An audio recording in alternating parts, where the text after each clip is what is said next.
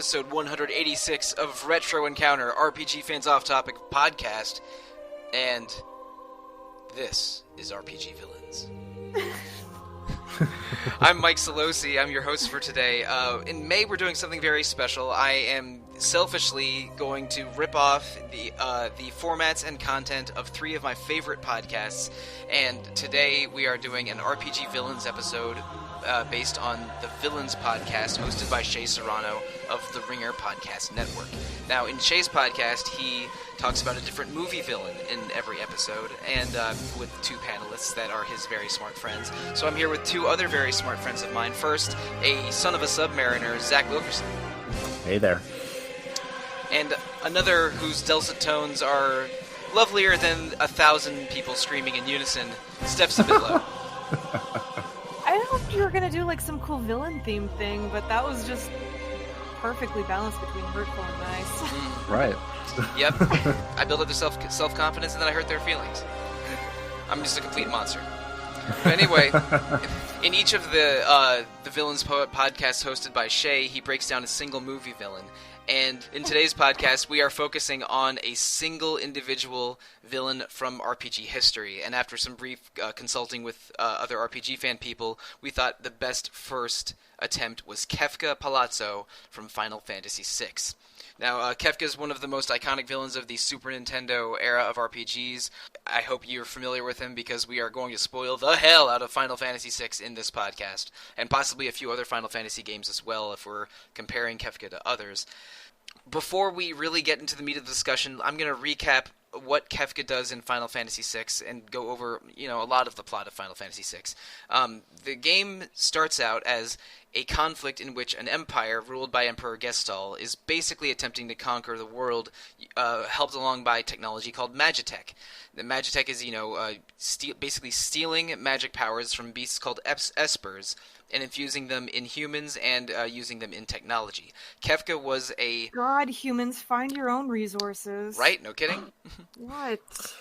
Kefka was a Magitech experiment in which Magitech energy was put into a human, and it gave him with prodigious magic powers, but also left him basically criminally insane. And Kefka is... Wait, they do not tell you that plot point very adequately. They don't. Very brief, yeah. It is brief, yeah, and I think that's a big thing, because this guy does not have much history. If you ask around in Vector, both during the sort of dinner party scene and before you infiltrate the Magitech research facility, a few people will talk about how Kefka was a promising soldier or a promising young mind or something, and he was the chosen as maybe either an early candidate or the first candidate for Magitech experimentation, and other later candidates for that, like random soldiers that can cast magic spells in the game, or characters like Celeste, did not have the insane side effects that affected Kefka. But anyway, Kefka's elevated to a general in the army. He's sort of the right-hand man of Emperor Gestalt. He uses one of Final Fantasy's main characters, Final Fantasy VI's main characters, Terra, as a slave. She has naturally gifted magic powers. And then when she frees herself of slavery, Kefka is for a long time trying to kidnap Terra back, and he uses Magitech technology in order to try and subjugate various towns and kingdoms throughout the game. He famously poisons the entire water supply of the kingdom of Doma, killing everyone except for one knight. You can hear the music now. Oh yeah. Yeah, no kidding. Yeah, it's very pleasant, sort of like Japanese flute, sort of woodwind main voice in that song. It's a great song. Maybe I'll pipette that in here right now. You have to. Yeah. Maybe I have to. And but eventually Kefka answers to his crimes and is imprisoned within the Vector prison, only to have been revealed it was a ruse. He ends up... him and Gestalt were secretly plotting to continue exploiting espers. They kill General Leo, one of the only nice person in the entire empire. And they really had it out for him. It's like, yep. He's the nice one. We gotta kill a bunch of people. We gotta off this guy. He's got too many morals. Not before teasing us with how awesome he is in battle too. Oh, we will talk about Leo later. I promise. Okay. Was that another one of those childhood rumors where it's like you can keep playing as him if you do this. Oh like Eris. Yes. Rumors like you can revive Leo and have him join your party in the second half, or Leo Gogo's true identity was a amnesiac Leo. There's a lot of that. I think Gogo's true identity is Daryl. Daryl, or a fallen Emperor Gestalt, or a Bannon that has lost his memory. I've heard all of them. Don't worry about it. But anyway, back to Kefka. He and Gestalt are about to rule the world from a floating continent using very powerful relics called the Warring Triad, which are 3 statues that can hold or wield all of the magic power in the world. Kefka betrays Gestalt on the floating continent, messes up with the alignment of the statues, becomes a magic-wielding, overpowered god, and then scars the entire face of the earth with an apocalyptic magic attack. And that separates the main party. Like, chars everything. Yeah. I love it. The whole world goes from green to gray. Dark stuff. And I love the more detailed battle background art where it's just everything is desolate, dry, and awful. And even for pixels, it's pretty powerful stuff. Yeah. Seeing the entire world state and world map change at the midpoint of Final Fantasy VI is really powerful. And there's a big, huge hope and despair metaphor in Final Fantasy VI. It's like Terra. They ask Terra if she can be the ray of light of hope, and she's not sure. And then Leo is a beacon of hope, trying to end the war and unite the people and Espers together. Then Kefka murders that light of hope and creates despair all around the world. And then the light of hope that reunites the party and saves the world ends up being Celeste and not Terra. And in the second half of the game, you control one of Final Fantasy VI's other main characters, Celeste, and sort of bring the band back together one by one, and eventually challenge Kefka at Kefka's tower. But Celestina.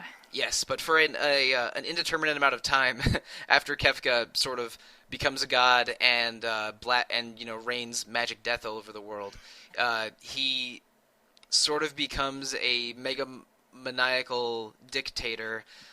Destroying towns sort of on whims, eventually wiping out all of Narsh and most of Mobliz.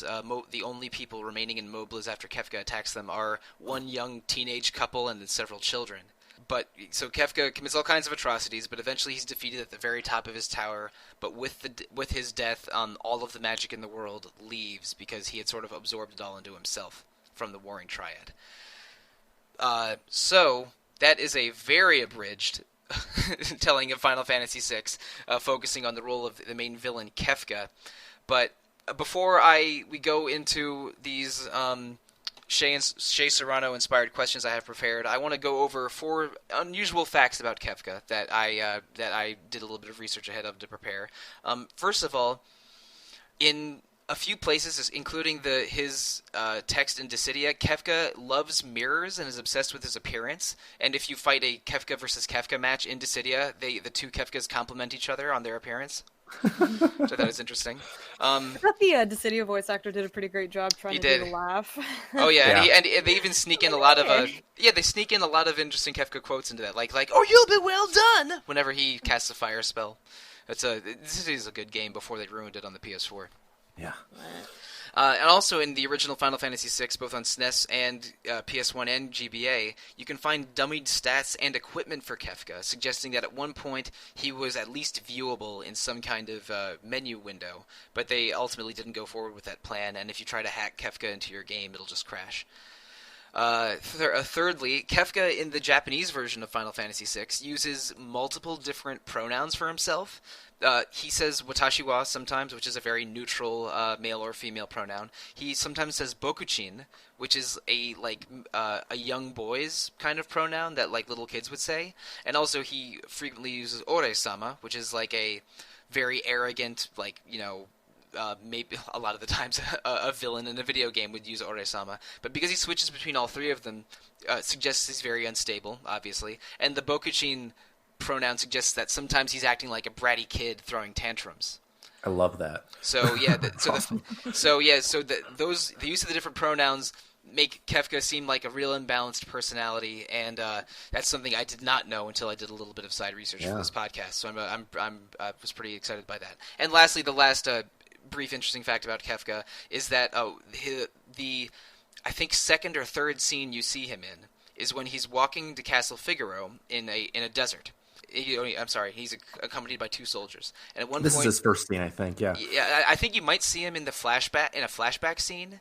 Oh, okay, When Tara has her slave crown or something, but I'm not 100% sure. But this is the first scene you see him live.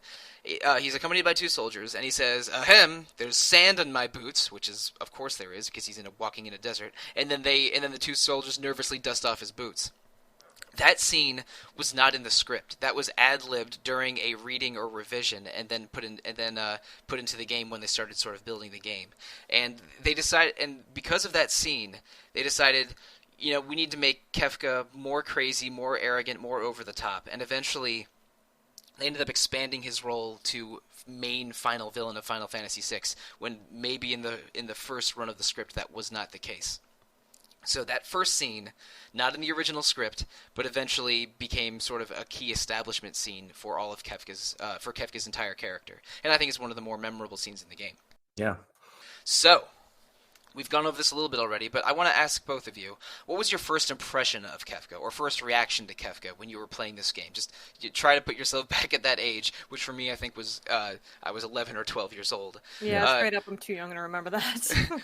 So what's an early impression or first reaction to Kefka in-game for either of you? Zach, you go first. I mean, I think that you talked about that first scene, and early on, he seems like he's just kind of goofy, and he is, of course, throughout the rest of the game. But nothing really prepares you for what is to come with him later on. I mean, like the first moment where you really get a feel for how insane he is that Doma moment where he poisons everyone. So I was constantly shocked by him, which I think was one of the great things about the game. Yeah, he starts out almost goofy or silly, but then his insanity just escalates. Yeah. So, Steph, what was an early impression you had of Kefka? I don't know, I guess I just liked him. Like, again, I feel like I've just known this game for so long. I don't even know what to say about it anymore, to be honest. I've always thought he was really, really impressive, though, for what it's worth. Like, just in terms of, I don't know, design, concept, conceit. And of course he's always infamously tied to being the one who succeeds. Yeah, he gets away with, his goal of wanton destruction and despair and becomes a near omnipotent god, which I think was his goal from the beginning. Yeah, I don't think there's any way he would have gotten away with it if he didn't seem so goofy. It's like you're not seeing it coming, and it doesn't seem like within the realm of possibility by the time he does it. And I basically agree with Steph. Because he accomplishes his goal, that makes him seem more threatening and more impressive. Yeah. Yeah, really, that's what it is. It's kind of a shame, though, because I do think about it and I do like it, but I guess at this point, I kind of just want more at this point. So, I wish the game did, go back into his story a bit more. And I wish there was more material there. I wish there was more, context. Because in the whole second half, he's just kind of missing. He's just up in his tower doing his thing. So I kind of feel that was almost a lost opportunity to get to know him better. Yeah, we don't get a lot into Kefka's backstory. We mentioned that you have to sort of dig deep a little bit into dialogue and Vector to hear anything at all about it. And in the second half of the game, there's basically no direct interaction with Kefka from the scene. From the scene on the floating continent until the very last battle of the game. I mean, I think that's one of the things that makes him really terrifying, though. He's so unmoored from logic or reality, and again, obviously, he's heavily inspired by the Joker. And you don't really get clear backstories with him a lot of the time either. And I think that sort of not knowing what it is that's the cause. I mean, we can write it off as it's the insanity of Magitech, and that's certainly part of it. But he doesn't have. I think that's part of what makes him so scary. It's just he doesn't seem to be connected to logic or backstory or motivations. Just insanity. Yeah. They do not attempt to, curry favor with the audience about Kefka. They don't try to make him relatable. They may be slightly tragic because that his personality might stem from that experimentation, but nothing you don't feel for him or root for him by the end of the game, or really at any point of the game. No. And that's pretty good, though, is that, they, some of them do try to go for the, redeemable, complicated villain. No, Kefka's just crap all the way through. He's just a terrible human being. We'll Right. we'll get to his redeeming qualities or irredeemable qualities a little bit later, but I have a different question for you right now. What do you think is the worst thing Kefka accomplishes in Final Fantasy VI? I have a couple suggestions, so I want to go over those first, and then if you have more, please add on to me. So I have 5 candidates for Kefka's worst act in Final Fantasy VI. First, enslaving Terra and having her murder 300 Imperial soldiers. He had used a device called the Slave Crown to rob Terra of her will completely, and then he has her use her fire magic in basically a test to murder 300 soldiers. Biggs and Wedge mentioned that right near the beginning of Final Fantasy VI. Second is poisoning Doma. He poisons the water supply at Doma during a sort of Imperial siege at the castle, and it kills everyone in Doma besides Cayenne, who ends up joining the main party of Final Fantasy VI. How did he survive? I think he just hadn't had a drink of water in a while. Because I think he was asleep.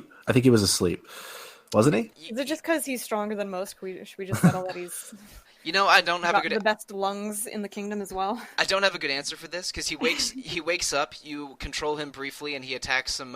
He fights off some Imperial soldiers, and then he's sort of on the castle ramparts saying, "Hey, the water looks funny. What's going on?" And then everyone else in Doma just collapses one by one, and tragically, Cayenne hustles back to the castle, and the king is dying, and his wife and son are already dead. That's a real tragic scene. Cayenne's entire arc is tragic. But continuing on the worst things Kefka does, murdering Leo at the village of mage warriors. There's a sort of a summit where Leo and other sympathetic people within the Empire are meeting with some representatives from the Espers and some representatives from your main party. But Kefka makes a surprise return and kills Leo, absorbs several Espers into his body as magicite, and commits atrocity after atrocity before leaving on the floating continent. And again, the scene where he kills Leo is like the best, the nicest character in the whole game. He's trying to reach out. Terra might have a crush on him. That goes into fan speculation territory, but I think Kefka killing Leo was really one example in this game of despair triumphing over hope. And again, I think Final Fantasy VI is full of hope metaphors, so I thought that was important. And the fourth thing Kefka does... Actually, I never really thought about that, yeah. Like, they kind of start off yeah. strong, then they kind of take it all away from you, and then the rest of it's kind of fighting for it back. Oh, yeah, and they have the whole Pandora's Box discussion early in the game where the returners ask Terra to be the light of hope. I think there's a lot of hope and despair metaphors in Final Fantasy VI in general. But the next bad thing that Kefka does is killing Gestalt, his one ally in the whole world, and then destroying the Earth by disrupting the position of the warring triad and absorbing all their powers into him. That's pretty bad. And then pretty bad. Yeah, and then the last... What did you do that for? A mess and a ruckus. Oh, and it only continues because the last thing I have on this short list is sort of his rule during the World of Ruin part of the game, where he uses his just big blasts of magic called the Light of Judgment to destroy multiple cities. Sort of his whole rule in the second half of the game I have as his final bad act. So do you have anything to add that Kefka does over the course of the game that could be a candidate for worst thing? No, I think you covered basically all of it, and I just get upset that you know what? I am actually kind of sad that this kind of stuff is stuck on the SNES. I wish I could see this acted out bigger. Zach, any suggestions to add to the list? I don't think so. No, I think you covered mine, and any of the ones that I could think of. Oh, so you have one. What do you think is the worst thing that he did? This is not the worst thing you did, but the way obviously I think the worst thing you did is probably destroy the world. But for me, it's that Doma moment because it's so shocking, and it's so he's so gleeful about it, and I think that I really like the way they kind of animated that scene too. Yeah, and you get to see all the individuals actually falling, and then with Cayenne, sort of being there and having to watch it, and how horrible that has to be for him, and then his sort of side quest later, into a military base to go right. fight everybody, right? And then Kefka's weird, creepy music playing as the people fall one by one instead of the very regal Doma music. Right. Yeah. For me, I know it's not the worst thing, but it's certainly the thing that like hit me the hardest as I'm playing. I played it again about a year ago, and that was the moment that I remember being like super shocked by. Certainly, I think the worst thing he did is probably ruin the world, though. Yeah, I don't know. It's a bit of a problem. So, Steph, what do you think is the worst thing Kefka did in Final Fantasy VI? He ruined the world. What do you want me to say? What does he have to do? Okay, so just to add to that, like, so that, and then he sort of gets super duper, become a nihilist, where like he's done all this, he's achieved it all, and he just doesn't care. He became a god, and he doesn't care. He just wants to destroy more. Yeah, it sounds like he only wants to, destroy and watch people suffer for now that he's an omnipotent near god. Point of ruling the world if you can't party with anybody. Well, I don't know. I basically agree with Steph. I think the worst thing that he did was about the parties. Well, okay, of course. But parties are always fun when you're just not in a room by yourself, or in his case, a tower alone by yourself, except for 3 statues and monsters you've created for yourself. But I think the most shocking. The Atma weapon is a real mofo, let me tell you. I think the worst thing he did, maybe objectively, is destroy and scar the face of the entire world. But I think that the more shocking moments for me are the Doma poisoning and killing Leo, because I really, the first time I played the game, I really thought that. I think the killing Leo is what starts the train of events where things go really downhill. Yeah. That was a shocking moment to me. They kind of pull that one on you. And they also communicate how strong Leo is by letting you use him a couple times in battle, and he's awesome. And then he gets completely wiped out by it's still not enough. By Kefka. Yeah. Yeah. Because I mean, who doesn't play this game and want to use Leo for more than just 3 fights with that shock attack on his sword? That's I wished I could have used shock later in the game, and I think you can with like one of Gao's rages, but that's it. But so anyway, yeah, those are a few of Kefka's truly evil accomplishments. But now let's go the other direction. This section is called "Maybe He Had a Point." Is there anything that we can do to justify Kefka's actions, or say that he was justified in anything that he did? Now, this is We need more societal outreach for people with severe mental disturbances. Yes, we do. But speaking in Kefka in particular, I don't know exactly how many of his actions are defendable or justifiable. Did you guys have any ideas on this? No. No. I mean, at the end, I think he goes through this sort of like discussion of like how like humans build just for things to be destroyed, and like he's just like a sort of like and Steph mentioned this earlier, like a pure vision of like nihilism. And I guess if like you're taking that to its logical conclusion, like none of it matters, so why not? But that's not really good enough. So no, he does not have a point. Yeah, I mean, he's a dangerous psychopath, and that's the reason. That's as much reasoning as they're willing to provide for most of his actions. The one thing I sort of think that he does that makes some sense is killing Gestalt at the top of the floating continent, because Gestalt was maybe just as much of a megalomaniac as Kefka was, and he wasn't. And I think my theory is that Kefka wanted to rule, wanted to be all-powerful, and knew that Gestalt would not let him do that. And maybe Gestalt even would not tolerate Kefka at one point. So I think that Kefka stopping or killing Gestalt made sense in Kefka's very selfish mindset, and I didn't mind that nearly as much as a lot of the other horrible things he does. But beyond killing Gestalt, so he can do his own thing, there's nothing defensible about what Kefka does. I agree. Like I said, I mean, as sort of like a vision of a particular philosophy, but that's it. I mean, no. Yeah, and now for what Shea Serrano calls the Jason Statham question. Just like Jason Statham in the Fast and Furious series, he becomes a companion or accomplice or even a hero shockingly quickly after being a villain in that series. Is there a chance Kefka could be rehabilitated? Is there a scenario, if certain plot points were to change, that he could have joined the heroes instead of becoming the game's ultimate villain? Do you have any ideas on this? I think the answer is no. But not give much of a chance for you to open up to him. Yeah. I mean, maybe to take down Gestalt, maybe that's about it. I can't think of any other circumstances. Yeah. Yeah, I basically agree. Like if Gestalt had been the one to become an all-powerful god, and then he cast Kefka down, then maybe Kefka could have joined the team. But I don't think really there's any other circumstance. Kefka's insane and dangerous and has done horrible things, including 2 characters that are leading your party. So I think he's pretty much beyond rehabilitation. And that whole Gestalt thing is about as devil's advocate as we possibly can get on this podcast. Yep. Okay, so I never heard about this thing that you base this on until now. So yeah, these are the general questions that they ask each time, eh? Yeah. It's again, Shea Serrano's Villains podcast is a great podcast where they break down and analyze a movie villain in every episode. I cannot wait for season 2.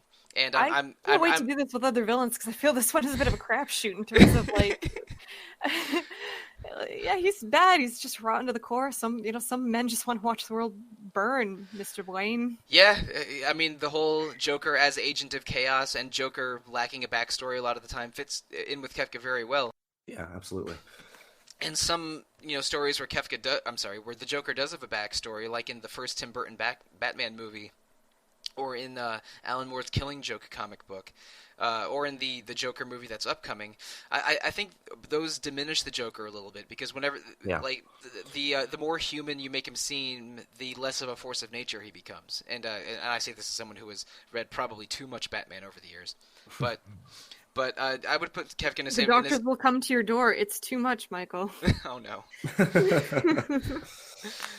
But Joker comparisons aside. Kefka is an agent of chaos. He definitely can't be rehabilitated. And let's go on to Shea Serrano's next classic question. What he offers is an excellent final boss theme and a pretty sick design for 2D sprite work. Yeah. Which I guess for like SNES is a pretty big deal. Hey, go fight a tower of bosses. That's pretty cool. And also, like, you see Kefka's face sort of embedded in that tower at various points. And one thing this is true of a lot of Final Fantasy games, the Amano art of Kefka and the sprite work of Kefka don't totally match, both because of limitations of what they could do with sprites and because of certain color balances that they could or couldn't do. It's supposed to be yellow, right? Well, yeah, he's very pastel. He has like yellow and pink robes and more white in his face and clown makeup in his face. Yeah. Where in the sprite, his robes are red, green, and gold, and he has a sort of more normal facial color tone for a light-skinned person. Do we have a preference? Do we like the red and green robes or the crazy clown Kefka? I mean, they tried it a little bit in the Steam version, lest it not be named, but I like the original version, probably just because of nostalgia. I don't know. That's to me, that's Kefka. Yeah, it's that red and green robe, with the weird facial animation laughing. That's what Kefka is to me. Yeah. I don't know why. I guess the green just kind of works better. I think it creates a nicer contrast, I guess, with the outfit. The red and purple kind of match, but the green and the red is, more iconic. And with the Dissidia sprites and skins, you can go to, sort of the Dissidia unique art or the Amano art, or a more red and green ensemble. I've seen that. I've never seen that. And the costume work in the PSP Dissidia games is incredible. So it's worth checking out for fans of any of the characters in that game. But let's continue to Shea Serrano's villains questions. This category is called bonus footage. Is there a moment in Kefka's past or something that Kefka does that we know happened but don't get to see in game, that we wish we could see in game? Like if Final Fantasy VI had DVD extras that and showed us new footage, what is some new footage that we wish we could see? I'll go into it a little bit. I want to see more of Kefka before he was insane, when he was maybe a brilliant military mind or one of Gestalt's favorites before he was crazy, and I want to see a sort of before and after the experiment, but we don't get any of that. We only have some NPC side dialogue suggesting that those experiments are what made Kefka crazy. Digging this Dissidia design with the turban, actually. Wow. Right? They're really cool. Sorry. No, they are. One thing to be grateful for that new Dissidia is like the models are so pretty. Indeed they are. But do you have any bonus footage that you wish was in the game or wish you could have seen? I mean, I wish we had seen maybe a little bit more of him post World of Balance and the World of Ruin, just to kind of get I think that I understand why they did it. Sort of putting up on the tower sort of makes him this sort of godlike, untouchable figure. But just I would just like to have seen like him, like sort of his reactions to destroying towns and things like that. Could have been cool. And maybe just a little bit more to remind you sort of what the stakes are. But they do a nice job of reminding you of the stakes just with how horrible the world is. So I don't know, just one thing that I might like to see a little bit more of. Cool. I basically agree. Like he's a phantom presence for the whole second half of the game, and even when we see flashbacks of things like Mobliz being destroyed, it's just like explodey sounds and flashes of light, and no Right. Kefka present at all. Yeah, I mean, even just like showing him jumping up and down like his sprite. I mean, that would have been something, I think. Or literally any dialogue. Right. All right. So the next question. This category is called overmatched or undermatched. Kefka is the main villain of the story, and of course there are 14 main heroes of the story, or 12 main heroes and then 2 extra characters.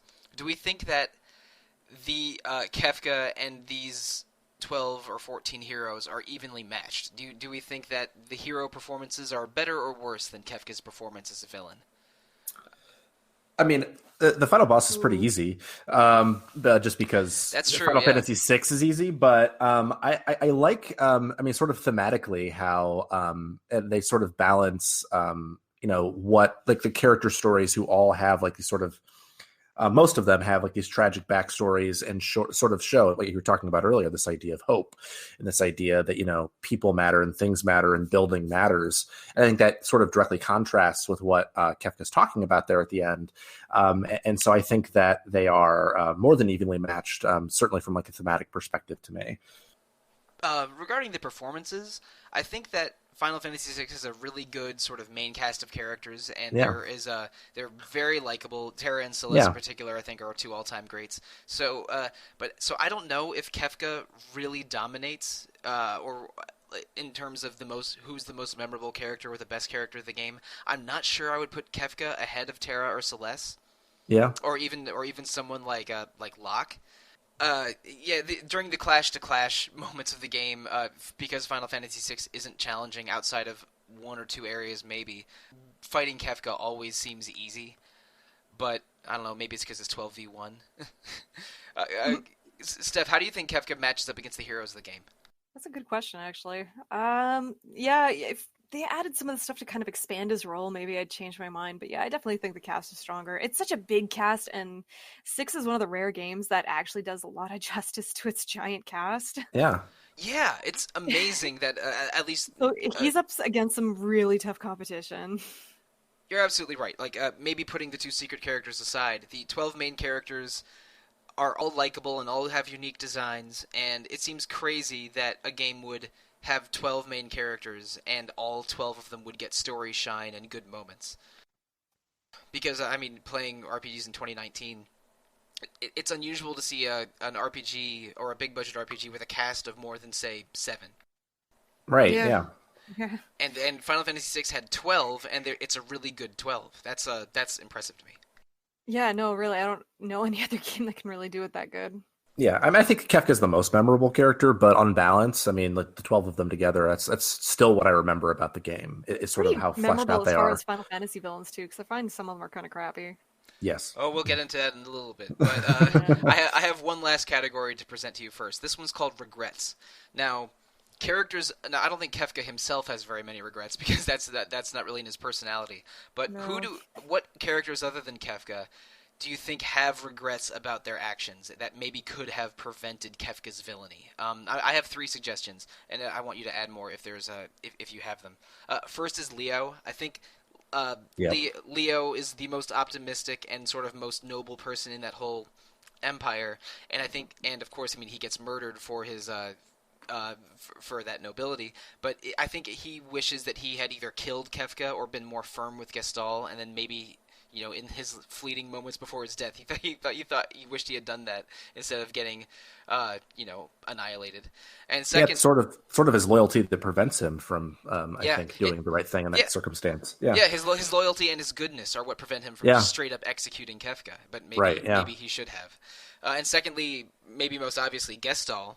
Gestalt is ultimately betrayed by Kefka, and I think Gestalt wishes that he had either done more of it on its own, or cut bait with Kefka instead of keeping him along as a useful psychotic magic user somewhere along his Imperial career. And thirdly, I think one of the more tragic characters in the game, Sid. Sid has a lot of regrets in Final Fantasy VI when he realizes the suffering that Magitech causes. He's like the main. He needed a redemption arc, not a fish-eating arc. Yeah, and there's a good chance he ends up dying for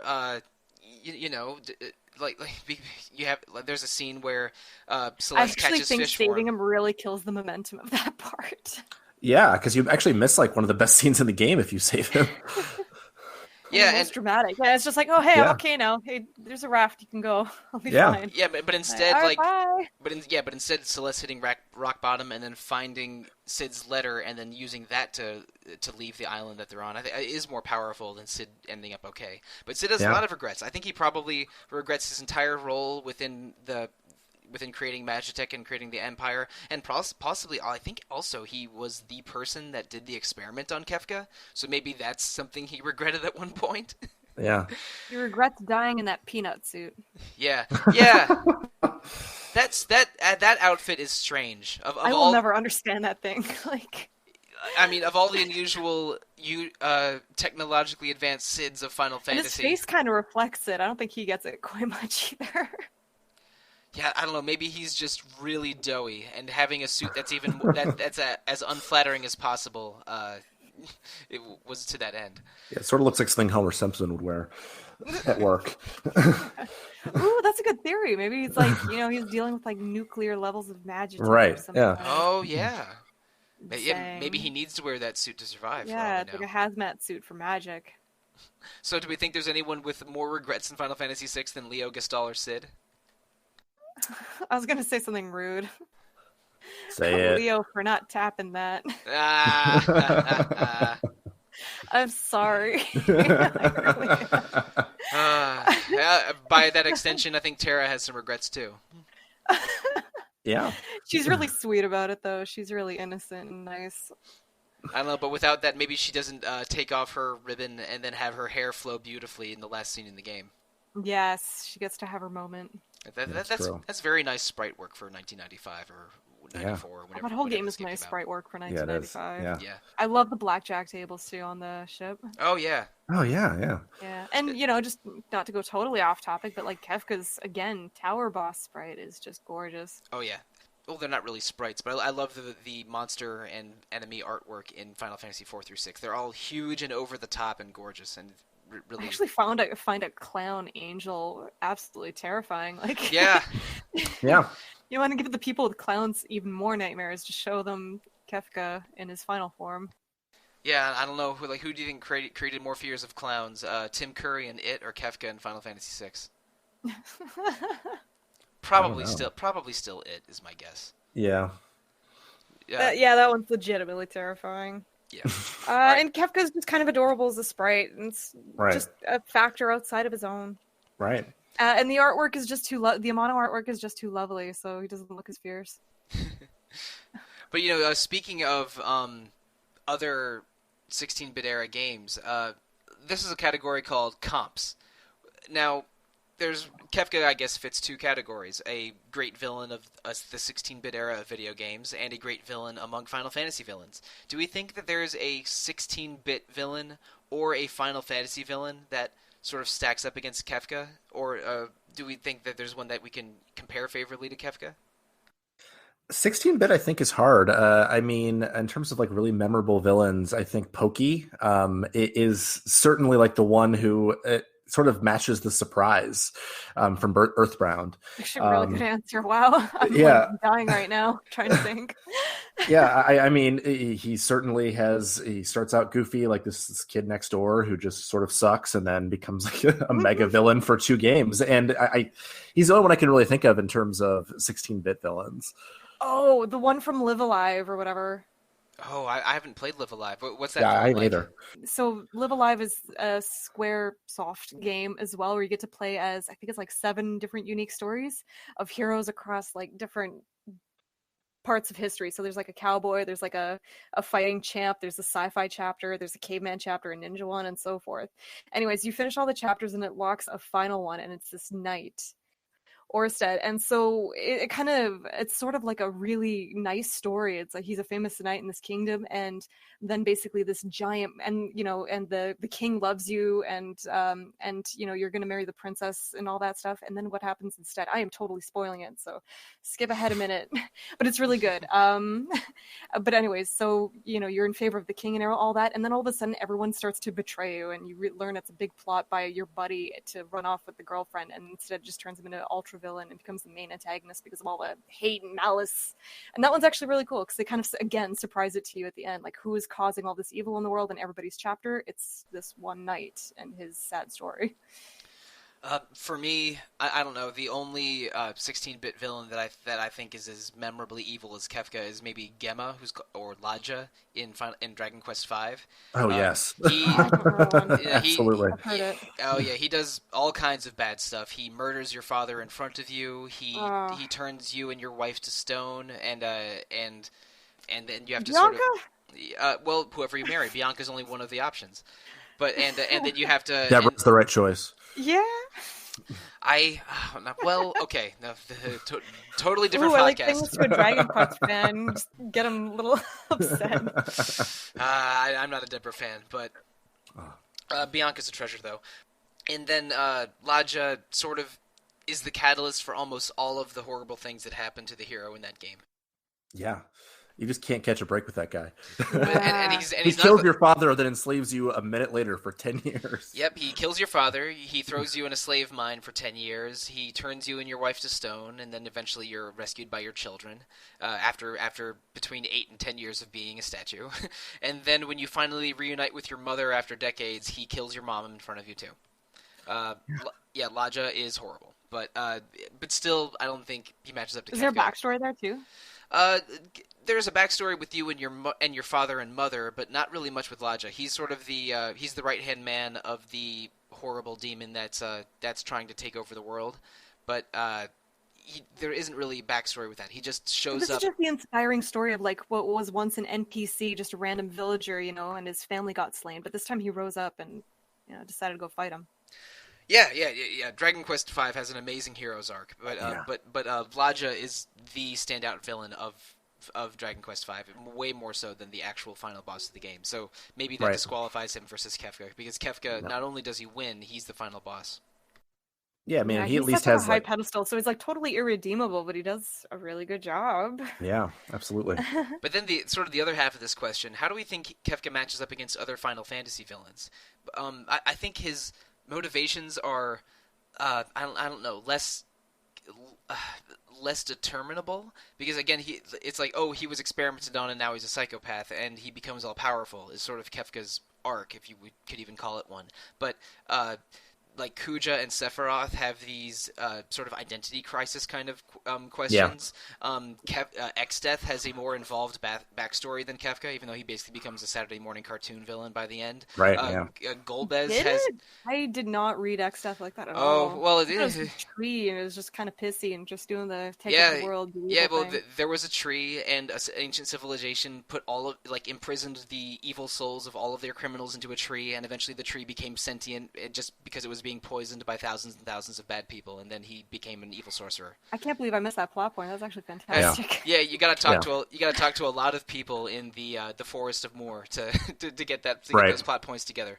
But I hate when it's hidden and stuff like that. Yeah, and it's even you also have to go pretty deep to figure out what's going on with the Void and oh shoot, who's the name of the evil sorcerer before 1,000 years before Exdeath? Oh gosh, I can't remember. I can't remember, but Final Fantasy V has a lot of hidden backstory that's pretty cool. But storytelling, but not a strength of that game. Yeah, the great job system. A lot of buried storytelling that I wish was more text and less subtext. But on the other hand, I feel like I'm thinking a lot of Tales villains right now, just because you get to know them more personally. So it's kind of fun to see like the ones you don't get to know much at all, and the ones you get really personal into. Going back into 16-bit villains, Douse is a was a really good great surprise. villain in in Tales of Fantasia, especially when you get into sort of what why he's doing what he's doing in the second half of the game. And you only find out like in his dying moments too, and it's like, oh shit, what are we? Are we the baddies? They hint at it a little bit because Okay.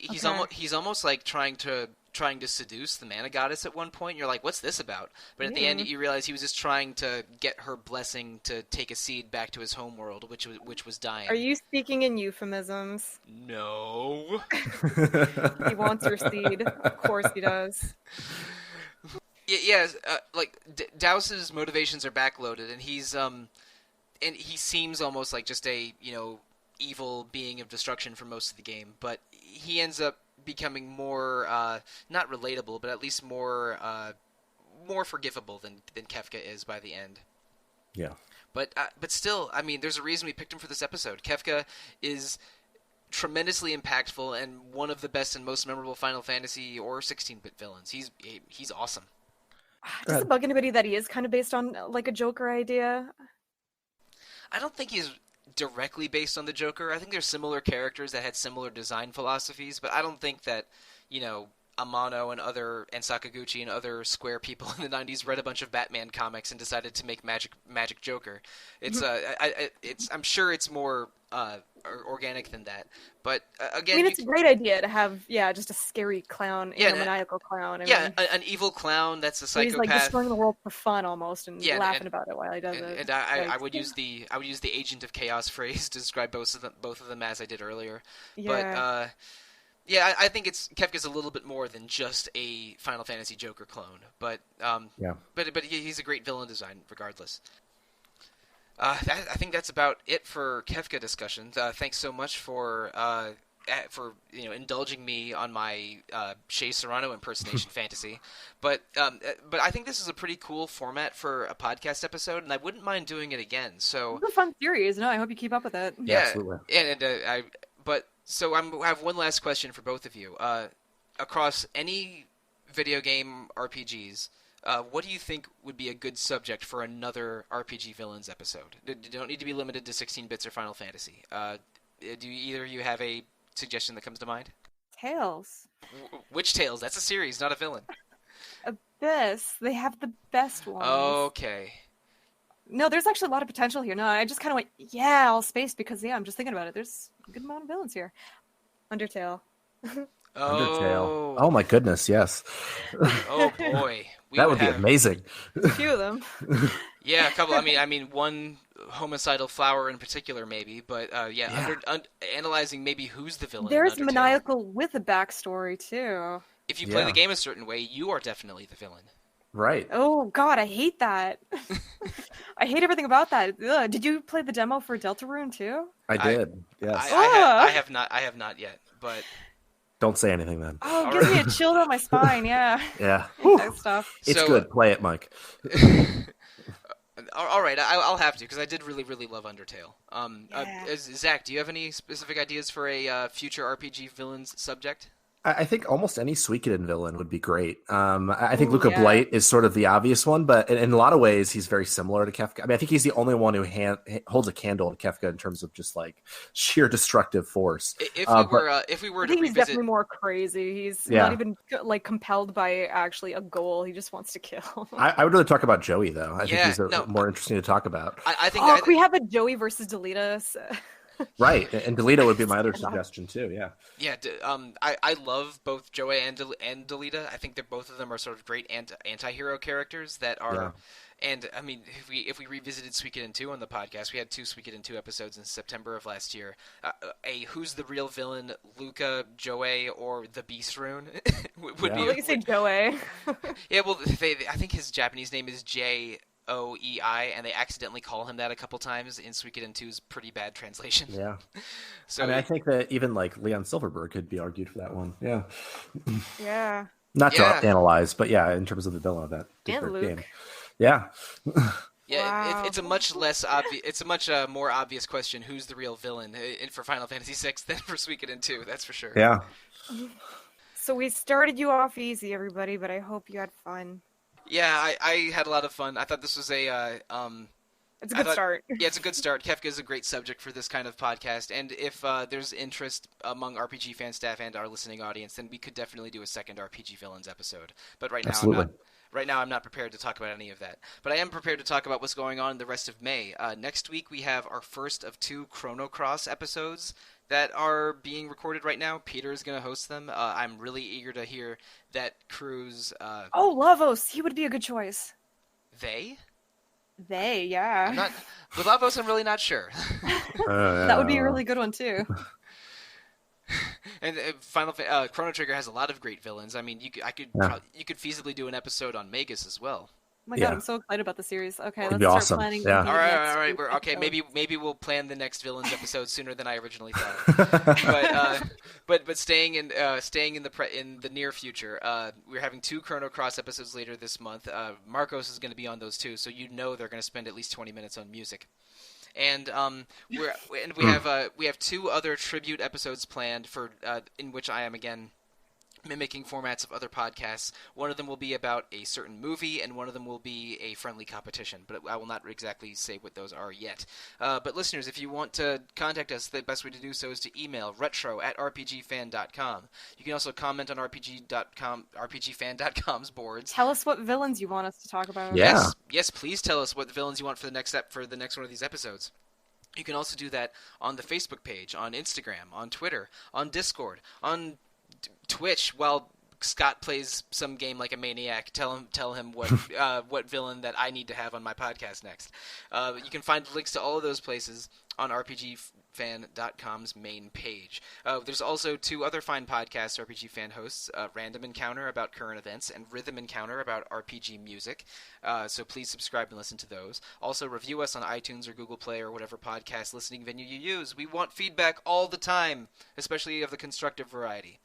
So, Zach and Steph, how can listeners reach you? Basically asking you how your social media is set up. Starting with you, Zach. So you can get me at ZachW on Discord, and you can also email me at zachw@rpgfan.com. And Steph, how can listeners reach you? You can reach me through the site because I do the social media thing. If not through there, you can actually check me out personally at Dice, like playing Dice SMS. And yeah, chat me up. I like talking back to everybody. Not like talking back, like mean things, but like talking and replying. Haha. It's true. Steph loves talking, and Steph also is a very talented artist. So on your come check out my artwork. That's fun. on your Twitter and Instagram is some truly lovely artwork, and the site is truly blessed to have you doing art for us occasionally. I love doing it. Yeah, it's always. Check out our Twitch. I did the emotes, and you did? And help us contribute to having more of them in the future. Oh, excellent. Okay, I'm not that attached to Twitch. I engage in extremely little game streaming. So I get that. Yeah, I think 90% of the stream watching I do during the year is during Evo, the grand fighting tournament in Las Vegas. I always watch Evo, but other than that, I don't really do much on Twitch, which I'm sure the RPG fan listeners that frequent Twitch have noticed. But yeah, suggest emotes, suggest subjects for new villains episodes, any of that. It's absolutely welcome. If you want to bug me about the podcast or anything else, you can find me on Twitter at TheRealMonsoon most of the time, at EvokerForDogs other times. I'm also Monsoon Mike on Discord and Monsoon on RPG Fan's mostly defunct forums. Just go to the Discord, please. Yeah, Discord, or talk to us on Twitter, on Facebook, on Instagram. Yeah. Those 4 places, maybe not the forums. Why do we keep pitching it? Go to the dead forum, everyone. This seems weird to me because it's not that bad. I know there's still a few people there, but definitely the Discord is way more active and probably the future. Yeah. Yeah, agreed. It's basically just an IRC channel, but with more features. Yeah, that's true. If you're living in the early 2000s, like I always am. Indeed. But one last thing, I apologize for repeating myself, but this very special Kefka Palazzo episode was inspired by Villains, a podcast about movie bad guys hosted by Shea Serrano. Villains is one of my favorite podcasts and is definitely worth checking out.